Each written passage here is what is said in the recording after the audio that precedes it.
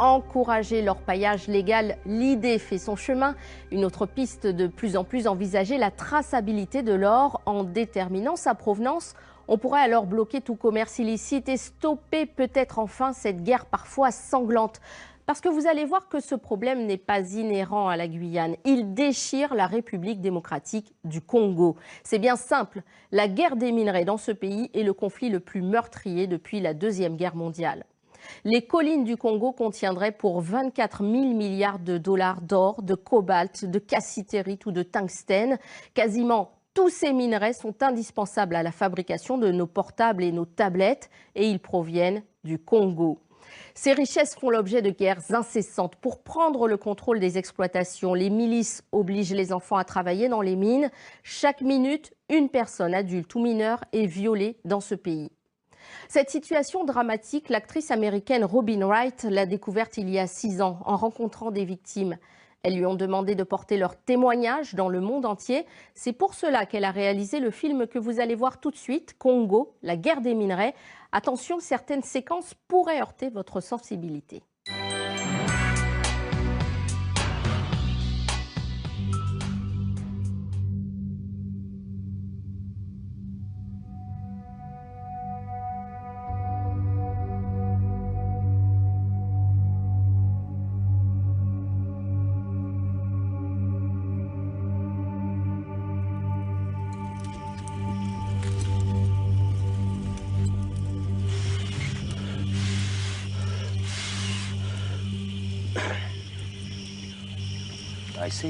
Je le répète, le Congo est un pays très riche. On a beaucoup de minerais, mais le peuple n'en profite jamais. Au contraire, les Congolais en ont énormément souffert. On n'en a pas besoin. Si les autres pays veulent récupérer nos minerais, qu'ils viennent. Mais je me demande, doivent-ils vraiment tous nous massacrer pour les récupérer ?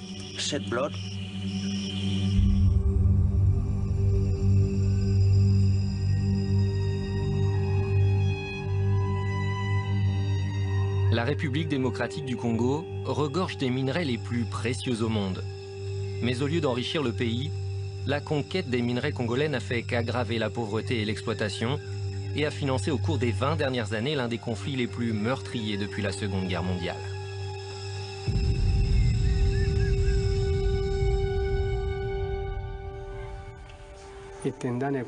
Les meurtres ont eu lieu un lundi, très tôt le matin. À 11 h, ils étaient tous morts. J'ai tout vu de mes propres yeux.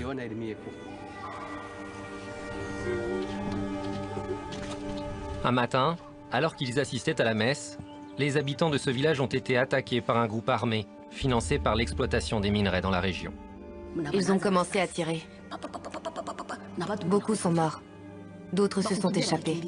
Ce jour-là, plus de 600 personnes sont mortes. Ils ont exécuté le prêtre, puis ils ont violé les religieuses et les ont démembrées. Ils ont pris les religieuses et le prêtre et ils les ont tués. C'est ici qu'ils sont morts. Ils ont d'abord violé les religieuses, ils ont fait ce qu'ils voulaient avec elles, et puis ils les ont poignardées. C'est par ce champ que beaucoup ont pris la fuite. Beaucoup de gens sont morts ici. Seul Dieu peut leur pardonner.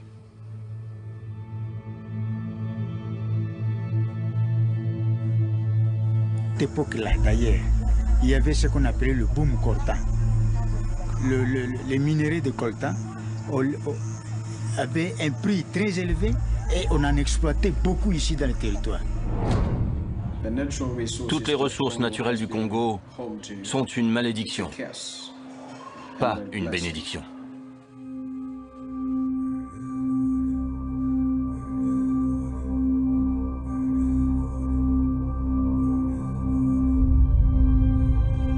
En 1890, Joseph Conrad visite le Congo à bord de son bateau. Il rentre chez lui écœuré par l'horreur dont il a été témoin. C'est alors qu'il écrit « Au cœur des ténèbres ». Les ténèbres n'ont rien à voir avec le Congo ou les Congolais. Ils désignent les Occidentaux qui, au cours du règne du roi belge Léopold, ont soumis à l'esclavage et brutalisé les Congolais pour récupérer du caoutchouc et de l'ivoire. Ils ont bâti un empire pour le roi Léopold en tuant près de 10 millions de Congolais, soit la moitié de la population. L'auteur a décrit ce qu'il a vu comme étant la plus infâme ruée sur un butin ayant jamais défiguré l'histoire de la conscience humaine. Cette citation est toujours d'actualité. Un vent de changement souffle sur le Congo belge, alors que le drapeau de la Belgique disparaît de Léopoldville. Le Congo obtient son indépendance en 1960. Mais les Occidentaux ne sont pas prêts à abandonner leur royaume africain, ou pire encore, à le laisser aux mains des Soviétiques. Les dirigeants des États-Unis et du Congo font assassiner le premier ministre congolais fraîchement élu, Patrice Lumumba. Son corps est démembré et désintégré dans de l'acide. Ils ont coupé son corps en morceaux, puis l'ont brûlé. Ils ont utilisé de l'acide. Les Occidentaux placent à la tête du pays le dictateur Mobutu Sese Seko. Il renomme son pays le Zaïre et le dirige pendant 30 ans en tant qu'allié des Occidentaux. C'était très clairement une crapule, mais c'était notre crapule. Mobutu considérait le Congo et ses ressources comme un coffre-fort personnel. Il a volé de l'argent aux sociétés minières qui appartenaient à l'État, aux agences en douane. Il a volé tout ce qui pouvait lui rapporter des bénéfices et n'a rien investi dans son pays comme il aurait dû le faire. Il n'a investi que dans ses projets personnels. En s'appropriant les ressources du Congo, Mobutu Sese Seko s'est construit un empire de plus de 3 milliards d'euros, alors que la population mourait de faim.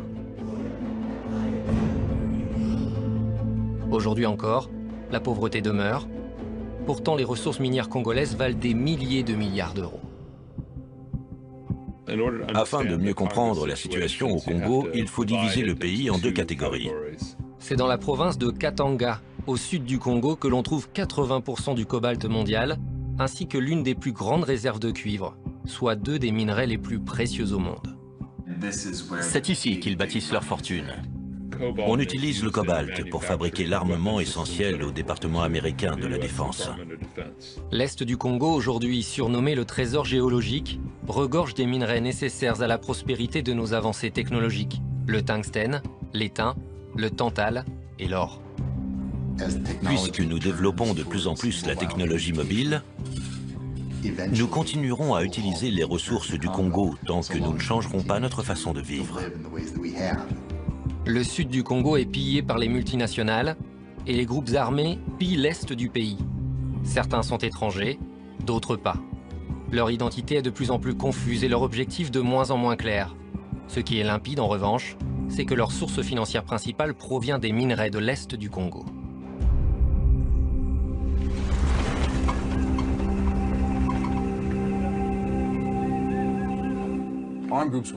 Les groupes armés volent tout ce qu'ils peuvent. Les ressources les plus importantes et les plus lucratives de l'Est du Congo, ce sont les minerais. Comment maintenir une armée de 2000 hommes sans avoir à les nourrir, sans leur offrir d'uniformes, ni de soins médicaux? Ils viennent et ils s'approprient les terres qui sont riches en minerais.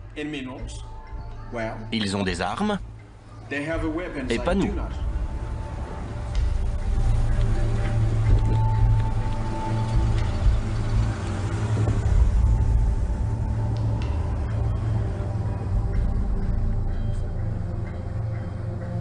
C'est vrai, c'est une vérité. Il y a des Horans, des officiers du Horan qui ont déjà des creuseurs. Et à l'instant même, je vous informe, malgré que la loi a été promulguée interdisant l'exploitation des minéraux. Mais l'exploitation continue.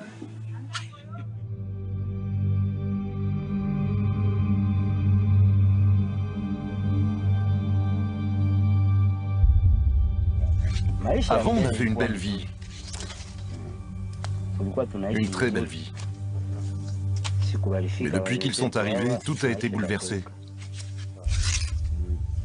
Aujourd'hui, on ne fait que souffrir. Ma vie n'est que souffrance. Tous les jours.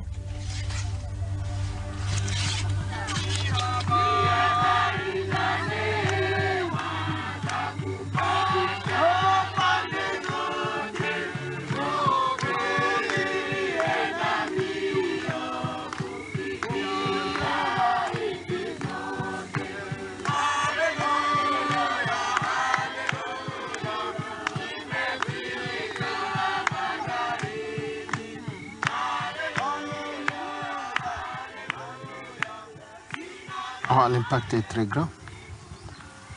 La présence des groupes armés dans cette partie du pays a un impact très négatif sur les populations de l'Est. Ils vont voler les récoltes de paisibles citoyens, de paisibles paysans, et c'est la catastrophe. D'autres se rabattent sur les jeunes filles et les femmes, jusqu'aux vieillards, pour assouplir les appétits sexuels.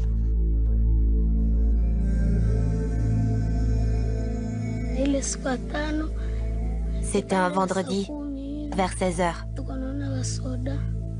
On a vu des soldats passer. Et puis, ils sont revenus plus tard. Ils ont pris toutes les femmes et ils les ont violées.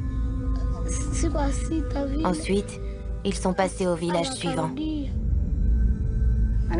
Je ne pourrais même pas dire combien d'hommes m'ont violée. J'étais presque morte.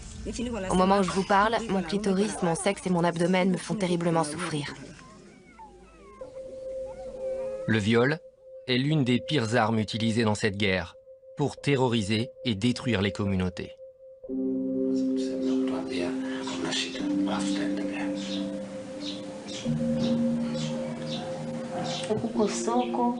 On s'est mis à courir. Les coups de feu provenaient des buissons. Même les soldats n'avaient nulle part où se cacher. Ils couraient comme nous.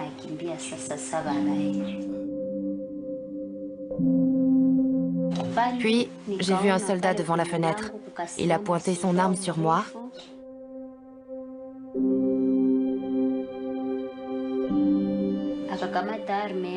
Il a pointé son arme sur moi, aussi près que la caméra en ce moment.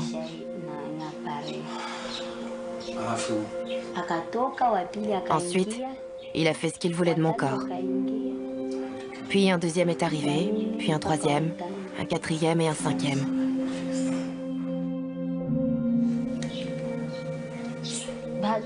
Puis l'incendie s'est déclaré. On était encerclés par les flammes. J'ai pris mes enfants avec moi, et quand je me suis approchée de la porte, l'un d'entre eux avait disparu.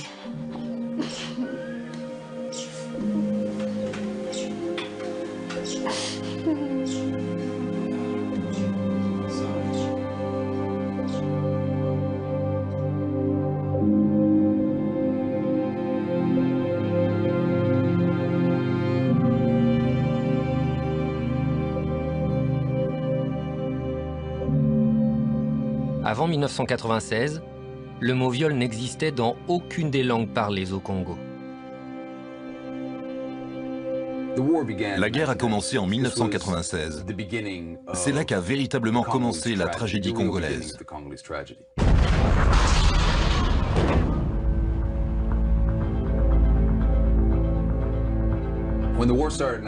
Lorsque la guerre a débuté en 1996, ce n'était pas à cause des minerais.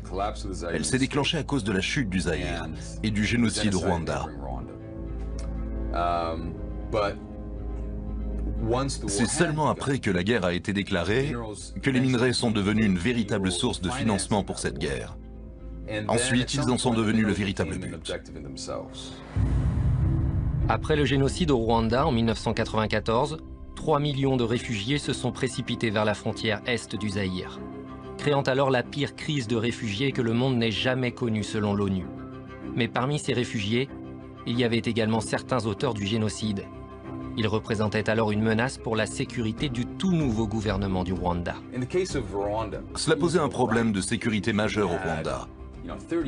Il y avait entre 30 et 40 000 soldats qui s'entraînaient à la frontière du pays et qui voulaient retourner là-bas pour finir ce qu'ils avaient commencé.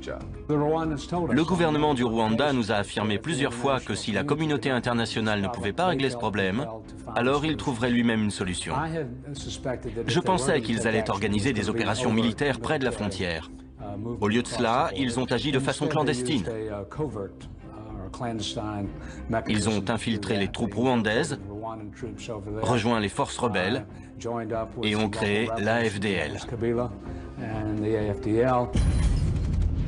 En 1996, l'armée du Rwanda et de l'Ouganda ont soutenu le mouvement rebelle de l'AFDL, dirigé par Laurent Désiré Kabila, et ont envahi l'est du Congo. L'objectif du gouvernement rwandais et ougandais était de vider les camps de réfugiés. L'objectif de Laurent Kabila était de renverser le président Mobutu Sese Seko. Basima Karaha était le ministre des Affaires étrangères de l'AFDL.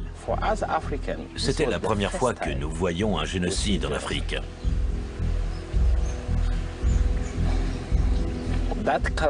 Cette culture devait être éliminée. Mais il y avait un autre problème. Ce problème, c'est que Mobutu était le deuxième plus grand dictateur du monde. Il devait être évincé. Je lui ai dit, tu peux partir, soit par la porte, soit par la fenêtre. Après 30 ans, les États-Unis ont décidé d'abandonner leur allié de la guerre froide, Mobutu Sese Seko. Le président Clinton a alors envoyé un ambassadeur de l'ONU, Bill Richardson, pour transmettre le message à Mobutu. Le gouvernement américain m'a demandé d'aller voir le président Mobutu et de lui dire « Monsieur le Président, nous ne vous soutiendrons plus. Nous voulons que vous quittiez le pays. » Il m'a alors regardé et il m'a dit « Vous savez combien j'ai soutenu les États-Unis » Et j'ai dit « Oui, je sais. » Les États-Unis et la communauté internationale ont découvert une nouvelle classe de dirigeants africains. Il semblait clair qu'à partir de cet instant, ils allaient tous soutenir Kabila et le hisser à la tête du pays. J'ai rencontré Kabila plusieurs fois. Il m'aimait bien. On s'entendait bien. Je lui ai dit, vous voulez avoir une bonne relation avec les États-Unis? Nous cherchons la paix. Nous aimerions vous aider. Si vous êtes un réformateur, si vous instaurez la démocratie et que vous respectez les droits de l'homme, alors nous vous aiderons. À la fin de la guerre froide, les États-Unis n'avaient plus besoin de Mobutu. Ils ont alors demandé au Congo de l'évincer. Bien que la FDL avançait rapidement, elle a vite dû trouver une source financière afin de s'emparer de la capitale Kinshasa. Kabila m'a demandé « Est-ce que Bill Clinton peut me prêter 100 millions de dollars ?» Et c'est là que j'ai compris qu'il ne connaissait absolument pas le processus politique. L'AFDL était en train d'essayer de réunir de l'argent. Et au Congo, ce qui peut rapporter beaucoup, ce sont les exploitations minières. Afin de financer la guerre, l'AFDL s'est directement dirigée vers la région de Katanga, qui regorge de cuivre et de cobalt. L'élément essentiel de cette histoire, c'est que Katanga est et a toujours été au centre du conflit congolais, tout simplement parce que c'est là que se trouve l'argent.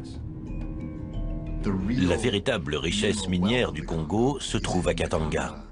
C'est ici qu'ils se font énormément d'argent. C'est dans la province de Katanga que l'on trouve 80% du cobalt mondial, ainsi que l'une des plus grandes réserves de cuivre, soit 2 des minerais les plus précieux. L'agence américaine de logistique de la défense, qui dispose d'un département sur les minerais, a classé le cobalt dans son top 10. Beaucoup de gens sont venus ici pour se faire de l'argent pendant la guerre, et ils ont réussi. Maintenant que les troupes rebelles de Laurent Kabila contrôlent toutes les régions riches en minerais du pays, les grandes entreprises comme American Mining Field Corporation profitent de l'agitation politique pour passer leur marché. Ils signent des accords avec les rebelles pour obtenir du cobalt, du zinc, du cuivre et des diamants. Non, il y en a eu beaucoup. Il y a eu AMFI qui s'est arrivé, il y a le groupe Londing qui est arrivé, il y a Anvil Mining, ce sont les Australiens qui sont arrivés. Et nous avions un groupe canadien qui est arrivé aussi, First Quantum. On était en guerre et tous les marchands d'armes en ont profité pour venir prendre des minéraux, mais c'était à vil prix. 1996, c'était vraiment le bon moment pour venir au Congo. Il y avait beaucoup d'argent à se faire, alors tout le monde s'est rué là-bas. Les dirigeants d'American Mineral Fields tentent par tous les moyens de s'attirer les bonnes grâces du nouveau régime. Je crois que l'un des exemples les plus parlants, c'est celui de Jean-Raymond Boule, qui travaillait pour American Mineral Fields. Il a voyagé jusqu'à Katanga avec son jet privé, il s'est d'ailleurs posé dans la ville de Kabila, et il a réussi à acheter une énorme exploitation minière là-bas. Nous avons laissé notre avion à disposition pour certains dirigeants de l'Alliance. Ils ont offert 5 millions de dollars à la FDL avant même d'arriver à Kinshasa. C'était en avril 1997, je crois, soit un mois avant leur arrivée à Kinshasa. Ils faisaient des affaires avec le gouvernement des rebelles, alors que le gouvernement officiel était encore au pouvoir. C'est comme ça que les multinationales fonctionnent. On négocie avec le gouvernement au pouvoir ou avec celui qui y sera bientôt. C'est comme ça que ça marche. Ce qui n'est pas passé inaperçu, c'est que le siège d'AMF se trouvait à Hope en Arkansas, qui n'est autre que l'État où est né le président Bill Clinton. Le fait que le siège de cette entreprise se trouvait à Hope, en Arkansas, dont personne n'avait jamais entendu parler, excepté à cause de son lien avec Bill Clinton, n'a fait que renforcer l'idée que tout était lié aux États-Unis et que les Américains donnaient tout simplement leur autorisation pour envahir le pays et mettre Laurent Kabila au pouvoir. C'était une conspiration. La première entreprise à avoir passé un marché avec Kabila était American Mineral Fields. Mais cela a échoué, n'est-ce pas? Oui, mais ils lui ont quand même donné beaucoup d'argent. Oui, ça c'est sûr. Parce qu'à l'époque, la FDL avait besoin d'argent et il voulait s'acheter des armes.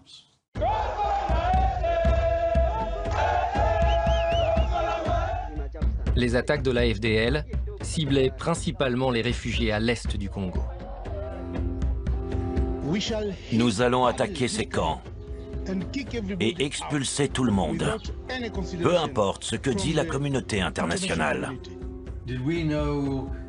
Est-ce que nous savions que l'AFDL massacrait les gens qui vivaient dans ces camps? Oui, en effet, nous en avions entendu parler plusieurs fois.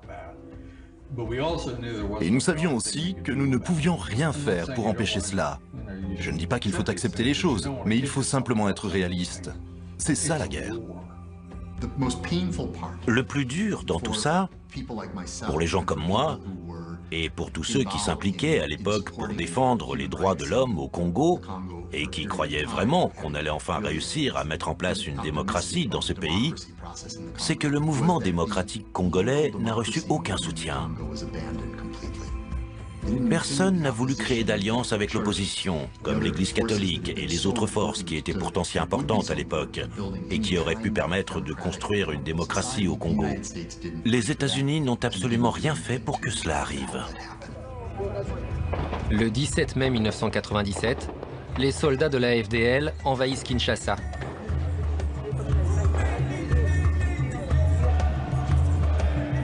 Laurent Désiré Kabila est alors proclamé président de la République démocratique du Congo. Moi, Laurent Désiré Kabila, président de la République. Nous avions nos propres objectifs en tant que Congolais. Et eux, ils avaient les leurs. Mais à ma connaissance, ils ne se sont pas servis de nous. En fait, je crois que nous sommes servis d'eux.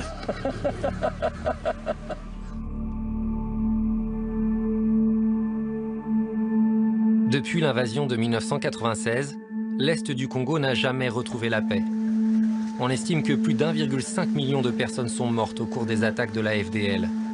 Environ 400 000 personnes ont été tuées dans les camps de réfugiés. Cette région autrefois paisible est désormais rongée par des forces armées sans foi ni loi.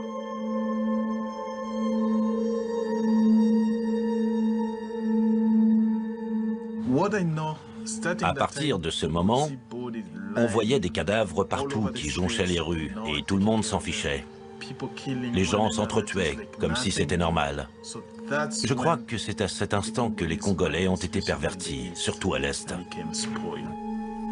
L'une des forces armées les plus violentes de l'Est du Congo a été fondée par certains survivants du massacre des camps de réfugiés, ainsi que des descendants des victimes du génocide au Rwanda. Ils se font appeler le FDLR, les Forces démocratiques de libération du Rwanda.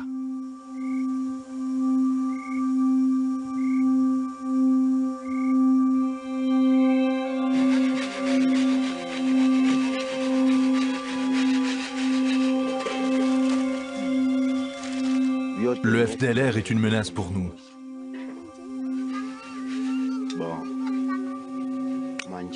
Ils contrôlent nos vies et décident de notre mort.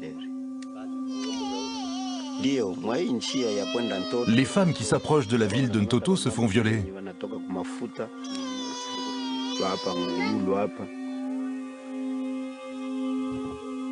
Elles se font violer dès qu'elles se trouvent sur le chemin des soldats du FDLR.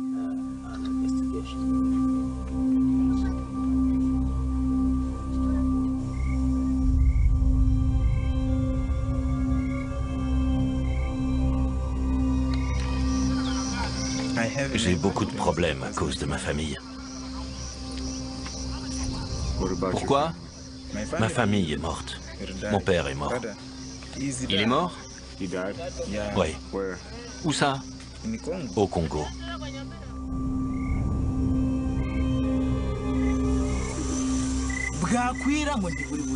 Les nuits sont longues. Et le bruit des bombes qui éclatent m'empêche de dormir. Même quand on est très jeune ici, on doit apprendre à manier les armes. Du coup, on ne pense qu'à ça toute la journée. Et on se rend compte que sur une famille de 40 personnes, on est le seul survivant. Le seul.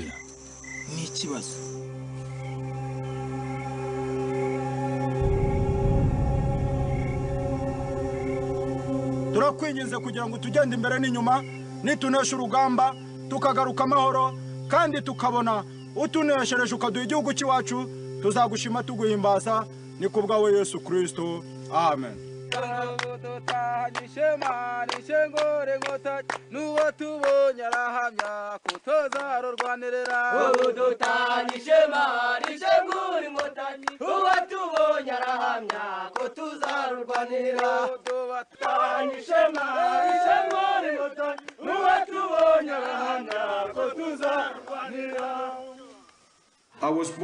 Je suis né et j'ai grandi dans cette partie du pays. Je n'avais jamais entendu parler du coltan. Mais quand l'industrie de l'électronique s'est intéressée de plus en plus à ce minerai, alors on a connu le boom du coltan. Au début des années 2000, les ventes d'appareils électroniques explosent. Au même moment, Sony dévoile sa très attendue PlayStation 2. La demande croissante des consommateurs pour ce produit engendre alors une véritable pénurie de coltan. Son prix passe de 100 à 300 $ le kilo.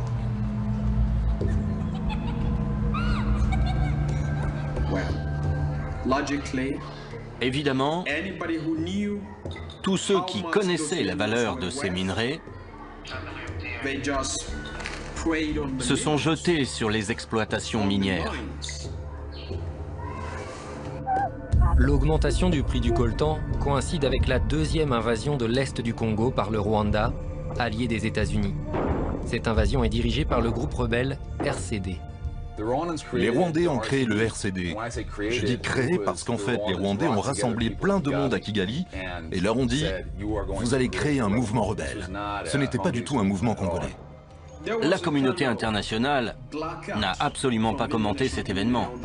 Personne ne voulait admettre que le Rwanda était en train d'envahir le Congo. À ce moment-là, les États-Unis n'arrivaient même pas à envisager que leurs alliés se battaient uniquement pour l'argent. Je n'ai aucun doute là-dessus, les Rwandais, les services de sécurité et l'élite politique étaient impliqués dans l'exploitation des ressources du Congo. Sony a gagné plus de 220 millions d'euros le jour du lancement de la PlayStation 2. À cause de la guerre au Congo, 1,7 million de personnes sont mortes.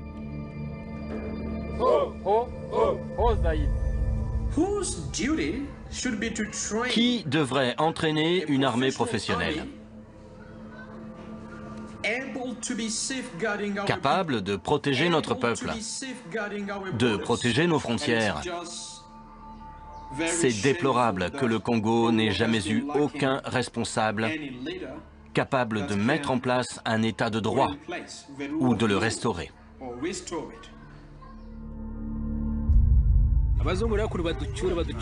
Dis à cet homme blanc de nous rapatrier rapidement, ou ce pays ne connaîtra jamais la paix. Tant que le FDLR sera là, il n'y aura jamais la paix, jamais. Il ne filme pas. La lumière est éteinte.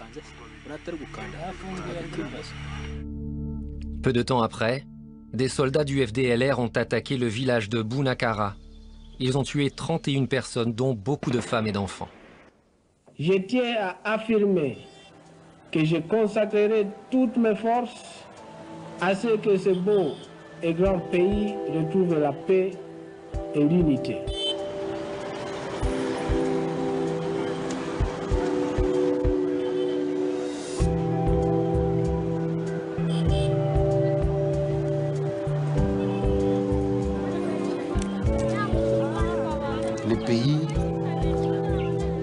bénéficie de toutes ces richesses a besoin d'un leadership politique avéré, qui a les talents, qui a les compétences et qui a la détermination de faire avancer les choses. La gestion rationnelle de tout ce que l'Éternel, le beau Dieu, a mis à la disposition de l'humanité congolaise. Le gouvernement a une part de responsabilité dans cette histoire. C'est vrai que le Congo est un pays riche. On a tout. On a vraiment tout ce qu'il nous faut. Mais nos dirigeants ne veulent pas améliorer nos conditions. Par exemple, dans notre pays, il n'y a pas de travail. Ils sont censés attirer les entreprises pour qu'on ait du travail. Les Congolais devraient avoir une vie meilleure.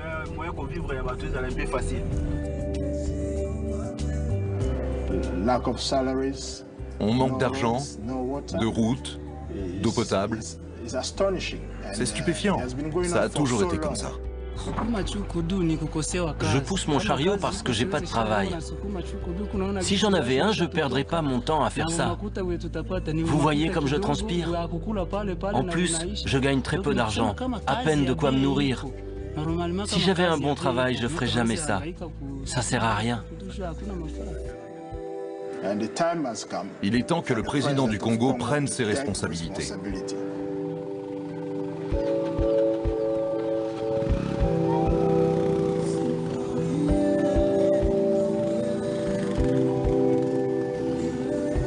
En 2014, l'Africa Progress Panel publie un rapport dénonçant la vente des concessions minières de Katanga par les dirigeants congolais.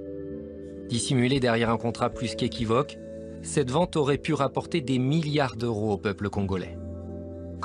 Le Congo perd bien plus d'argent à cause des marchés passés sur les exploitations minières de Katanga qu'il n'en perd à cause du conflit sur les minerais dans la région de Kifa. Chess vont enrichir d'autres pays tant que nous, dans le village, nous sommes pauvres. Quand nous voyons les tracts défiler ici avec des matières pour aller enrichir les États-Unis d'Amérique, la Belgique, cela ne nous arrange pas. Actuellement, il y a plus de 25 multinationales qui exploitent les mines de Katanga. Dites-nous ce que vous faites et qui vous êtes. Je suis un réalisateur américain et je fais un documentaire sur l'exploitation minière au Congo. Nous avons reçu la permission de la société Gécamine, du responsable de la province de Katanga. C'est d'ailleurs le ministre de la province. Eh bien, vous n'avez pas ma permission. Qui êtes-vous et pourquoi aurais-je besoin de votre permission? Je suis le maître d'ouvrage. D'où vient votre société? Du Canada. Du Canada, ok. Katanga, c'est une province qui est très riche. Très, très riche. Les ressources du Katanga vont ailleurs. Ailleurs où? On ne sait pas. Katanga n'a pas toujours été accablée par la pauvreté. Auparavant, la région abritait l'une des sociétés minières les plus productives au monde, Gécamine. C'est la Gécamine qui était les poumons. C'était les poumons de cette province, c'était la Gécamine.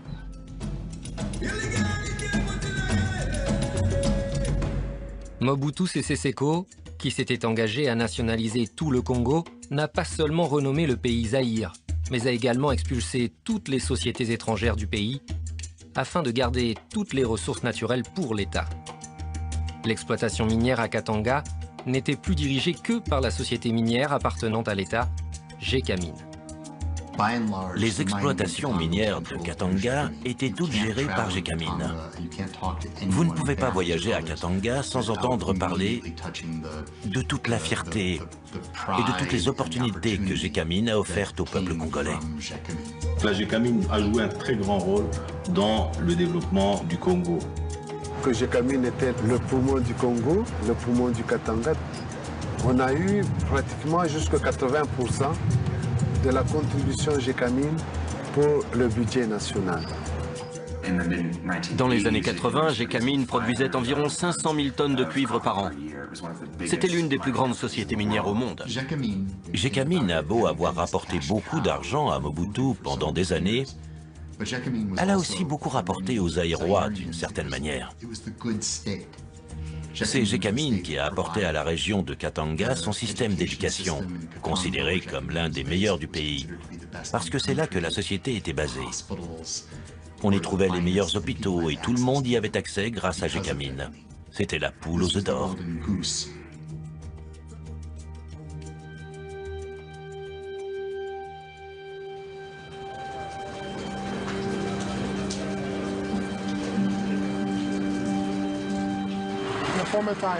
Autrefois, il y avait de la vie à Gécamine, parce que même en ville, il était presque impossible de manger matin, midi et soir quotidiennement.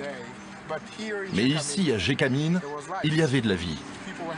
Les gens mangeaient le matin, ils déjeunaient le midi et ils dînaient le soir. Il faisait vraiment bon vivre quand Gécamine était ici.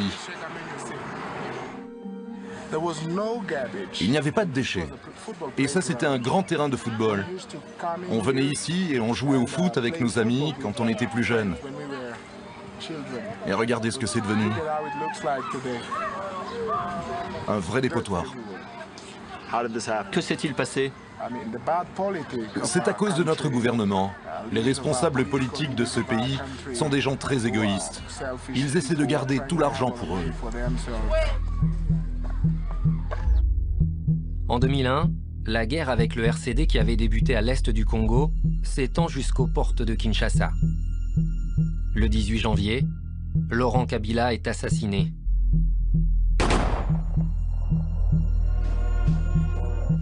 Son fils, Joseph Kabila, remplace alors son père. Il effectue encore aujourd'hui son deuxième mandat en tant que président de la République démocratique du Congo. Depuis qu'il est arrivé au pouvoir, on estime que le peuple congolais a perdu des milliards d'euros sur ses ressources naturelles, puisque Kabila a vendu des concessions minières largement en dessous du prix du marché. À plusieurs occasions, Gécamine a vendu des parts qu'elle possédait à un prix bien en dessous de la valeur du marché à des sociétés offshore qui les ont ensuite revendues à un prix bien plus élevé.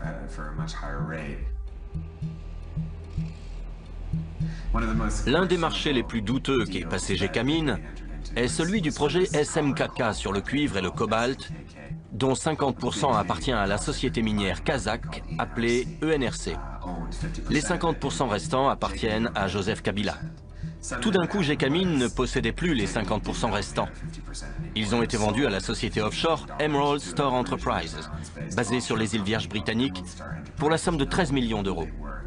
Personne ne savait qui c'était ni d'où il venait. Quelques mois plus tard, ENRC a racheté la Emerald Star Enterprises, les 50% qui appartenaient autrefois à Gécamine, pour la somme de 66 millions d'euros. Ça n'a aucun sens. L'État a perdu plus de 50 millions d'euros. Il est évident que Gécamine savait que sa propriété valait bien plus de 13 millions.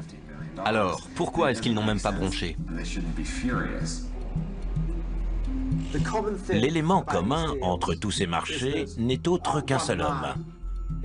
Dan Gertler, un ami du président congolais. C'est lui-même qui se revendique ami du président congolais. Les sociétés comme Glencore et ENRC font toujours appel à Dan Gertler. Tous les marchés passés avec Gertler fonctionnent de la même manière. Une société associée avec Gertler et basée sur les îles Vierges britanniques achète une concession minière à Gécamine pour environ 5% de sa valeur sur le marché. Juste après, la concession est vendue à une grosse société minière, ENRC ou Glencore, à sa véritable valeur. Cela représente une marge de bénéfice de 800%. Ces bénéfices ne reviennent pas à l'État congolais, mais uniquement aux sociétés offshore des îles Vierges britanniques. Comme les lois de ces îles protègent les sociétés, on ne peut pas savoir qui a réellement tiré profit de ces marchés. Peut-on prouver qu'il y a eu de la corruption? Non. Mais il y a une telle différence entre ce que le gouvernement déclare avoir reçu, ce que la société affirme avoir payé au gouvernement, et ce que la société a vraiment payé. On ne connaît pas les montants exacts. Ce n'est pas normal, et pourtant on voit ça depuis toujours. Le chiffre d'affaires annuel de la société ENRC basée à Londres s'élève à plus de 3 milliards d'euros. Celui de Glencore, également basé à Londres, s'élève à plus de 2 milliards d'euros. Dan Gertler fait désormais partie du classement des nouveaux milliardaires de moins de 40 ans. Combien est-ce que le Congo a véritablement perdu? Nous n'avons pas toutes les données, mais en analysant simplement 5 marchés de ce type qui ont été passés, On estime que le Congo a perdu au moins 1,2 milliard d'euros uniquement sur ces 5 marchés-là.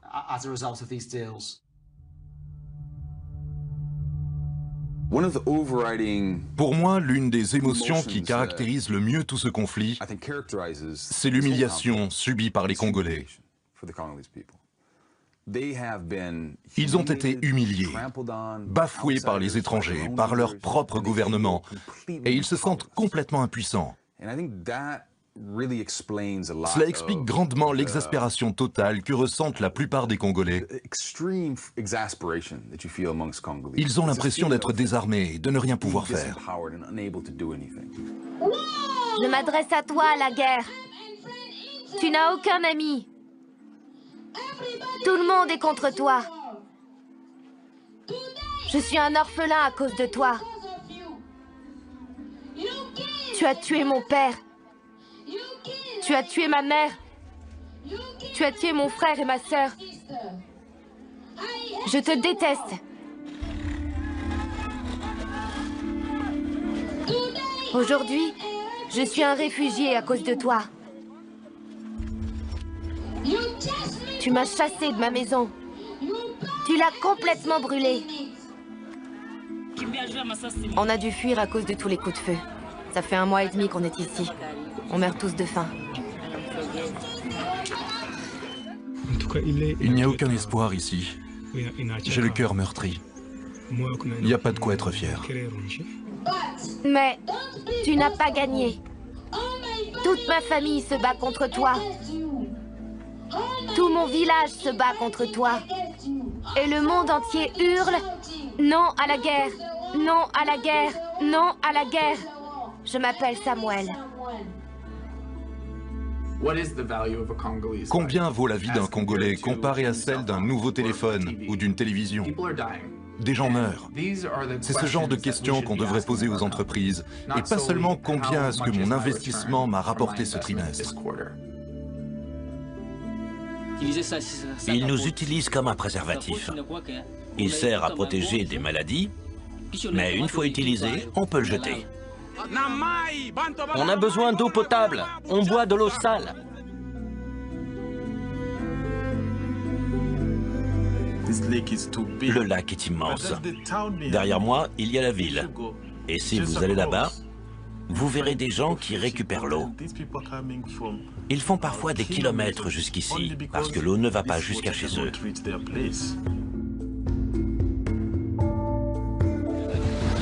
Combien de temps doit-elle marcher pour venir ici? 1 heure. Et combien de fois vient-elle chercher de l'eau? 4 fois.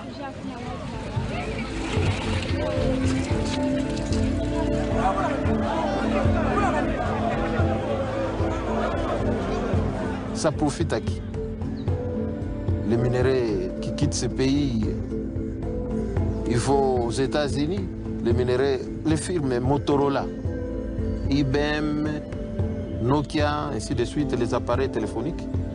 Tous ces utilisateurs ont besoin à ce que nous soyons instables pour qu'on puisse profiter de ça. 4 fois par semaine?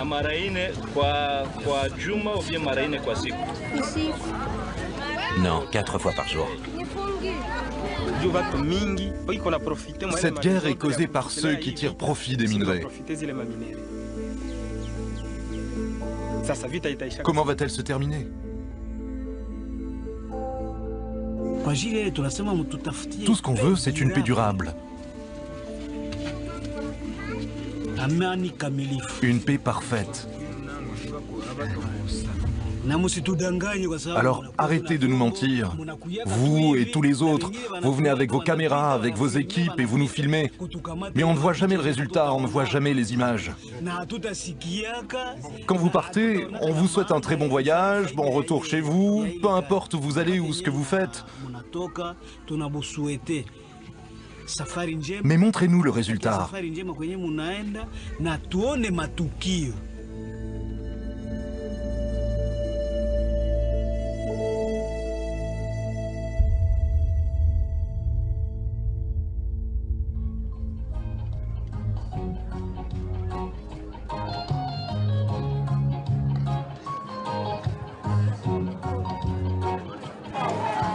paix maintenant, tu ferais quoi s'il y avait la paix? Bon, je serais content. Je serais vraiment content. Les Congolais sont de vrais travailleurs. Le problème, c'est qu'ils n'ont jamais connu la paix. Aujourd'hui, on espère que des gens vont venir nous aider et qu'on pourra tous vivre en paix. C'est mon plus grand espoir.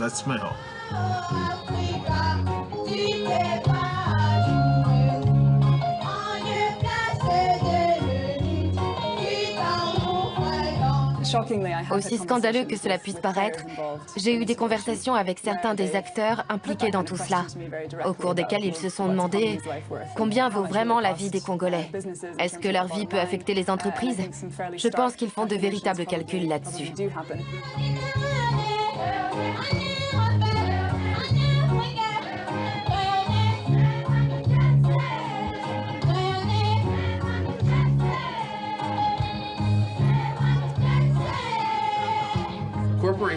Les entreprises changeront lorsque la société leur demandera de le faire. Nous n'avons pas à attendre qu'elles prennent la décision elles-mêmes. Les entreprises ne vont pas changer toutes seules. Nous pouvons dès aujourd'hui prendre des décisions qui changeront leur façon de faire. Nous vivons dans une société de consommation. Elle s'est construite grâce aux consommateurs. Les marques sont prêtes à tout pour conserver leur puissance et leur renommée. Elles dépensent énormément d'argent pour qu'on parle d'elles partout. Elles ne veulent pas être rejetées par les consommateurs et entendre « C'est fini, je ne veux jamais acheter un produit de cette marque ». C'est leur pire crainte. Regardons de plus près l'histoire des États-Unis. Qu'est-ce qui a vraiment changé le cours de l'histoire dans ce pays? C'est le soulèvement du peuple. Rappelez-vous du mouvement pour les droits de l'homme, pour le droit des femmes, pour l'environnement ou pour le travail. Il y avait d'énormes injustices dans notre pays. Les gens se sont battus pour leurs idées, ils se sont rassemblés en petits groupes pour protester.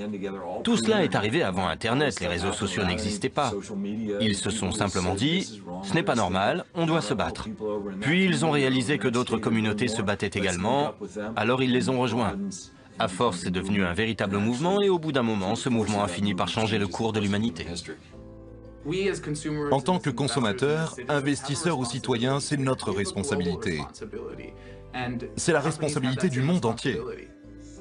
Les entreprises aussi sont responsables. Nous devrions pouvoir partager cette responsabilité. Il n'y a pas que les entreprises enregistrées à Wall Street qui doivent participer. Nous savons tous que les droits de l'homme sont essentiels à notre bien-être et qu'ils devraient être pris en compte à chacune des décisions prises par les entreprises. Le mouvement des consommateurs peut changer les choses, s'il le veut. Il est clair que nous sommes responsables de ce qui se passe au Congo, nous sommes totalement impliqués. Mais les Congolais aussi vont devoir prendre des décisions pour changer leur propre avenir. Le mieux que nous puissions faire, c'est de les aider à construire des projets, permettre aux Congolais de s'exprimer pour qu'ils puissent enfin décider de leur avenir.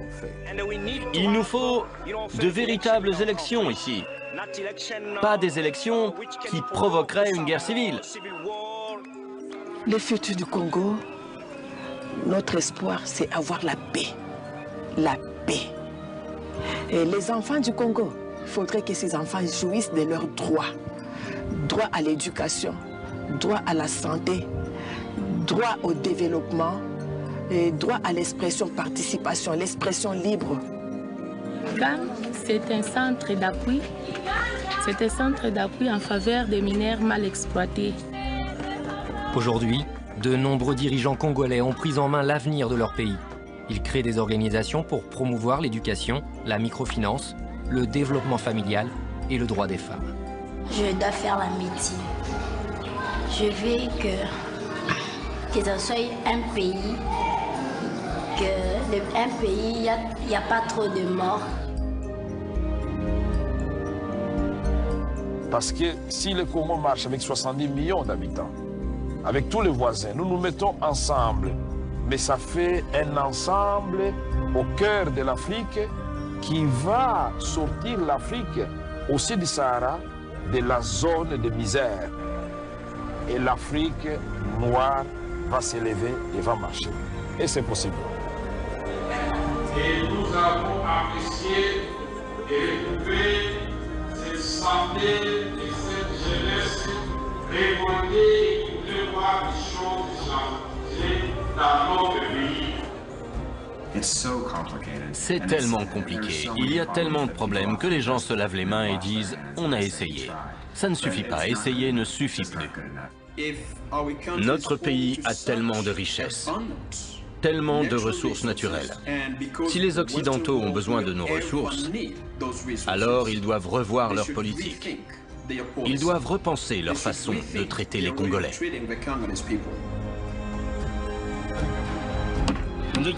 Si les gens n'avaient pas à fuir la guerre, alors peut-être que cette petite fille serait encore en vie.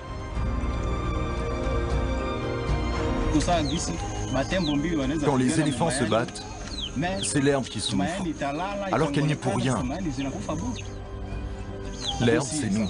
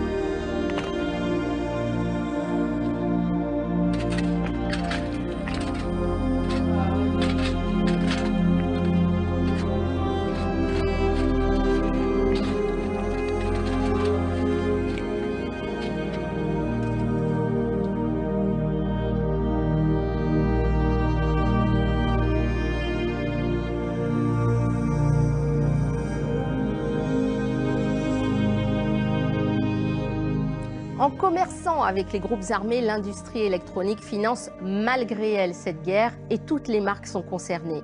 Pour faire cesser les atrocités, il faudrait arrêter toute transaction avec les rebelles. En tant que consommateurs, nous avons le pouvoir d'imposer cette condition. C'est ainsi que s'achève ce numéro d'investigation. Je vous rappelle, comme chaque semaine, les liens YouTube, Investigation et Plus.fr. Très bonne fin de soirée sur François.